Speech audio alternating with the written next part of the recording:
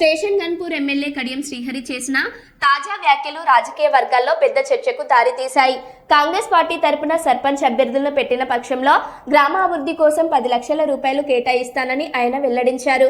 అదే సర్పంచ్ పదవిని ఏకగ్రీవంగా చేస్తే 25 లక్షల రూపాయలు అందజేస్తానని తెలిపారు. ఇవి ప్రభుత్వ నిధులు కాకుండా తన ఎమ్మెల్యే లేదా ఎంపీ నిధుల నుంచే ఇస్తానని చెప్పారు. జూబ్లీహిల్స్ ఎన్నికల్లో బీఆర్ఎస్ విజయం ఖాయమని అనుకున్నప్పటికీ ప్రజలు కాంగ్రెస్ కే అధికారం ఇచ్చారని ఆయన వ్యాఖ్యానించారు. ఆ గ్రామానికి 10 లక్షల రూపాయలు అభివృద్ధికి నిధులు ఇస్తాను.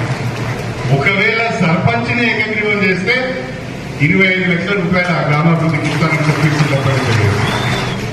ప్రభుత్వంతో సంబంధం లేదు. నా నిధుల నుంచి ఎంపీ గారి నిధుల నుండి మీకు ఇస్తానని చెప్పి ఈ సందర్భంగా నేను సవినయంగా తెలియజేస్తాను. మీ ఎన్నికలు మాత్రమే, మీరు ప్రజాప్రతినిధులుగా ఎన్నికలు మాత్రమే. ప్రస్తుతము నా ఎన్నికల గురించి ఆలోచించకండి, నా రాజీనామా గురించి ఆలోచించకండి. అమ్మా ఏదో రాస్తా అంటారు, ఏదేదో చేస్తా అంటారు, దాన్ని చూసుకుందాం తర్వాత. నేను రాజీనామా చేయడం లేదు. స్పీకర్ గారు ఏ నిర్ణయం తీసుకుంటారో వారి నిర్ణయం తర్వాత నా కార్యాచరణ ప్రణాళిక ఉంటుంది. ఏ నిర్ణయమైనా నియోజకవర్గ ప్రజల ఆశీర్వాదం ఉన్నది, మీ అందరి సహకారం ఉన్నది. 2-3 మాట్లాడుతూ చెప్తున్నారు, సార్ 73 ఏళ్ళు వచ్చినాయి, 74 ఏళ్ళు వచ్చాయి. 2 నాతో నడవండి 2 లక్షలు. చాలా మంది ఎమ్మెల్యేలు అవుతారు, మంత్రులు అవుతారు, తర్వాత వాళ్ళు ఎవరు గుర్తు కూడా పట్టాడు, మర్చిపోతారు ఒకటి. అలా కాదు. కడియంసి is a brand. Vizag flight దిగినా, తిరుపతిలో ఫ్లైట్ దిగినా, ఢిల్లీలో ఫ్లైట్ దిగినా, సార్ నమస్కారం సార్, మీరు మీ అభిమానం సార్, మేము వస్తున్నాను. నిజాయితీగా పనిచేయడమే తెలుసు. అవినీతి అక్రమాలు తెలియదు, ఎవరిని మోసం చేయడం అంతకన్నా తెలియదు.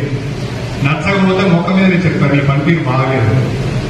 జూబ్లీ ఎన్నికలు చూశారు, మామూలు విష ప్రచారం చేయలేదు. బీఆర్ఎస్ అయిపోయింది, బీఆర్ఎస్ గెలుస్తాను.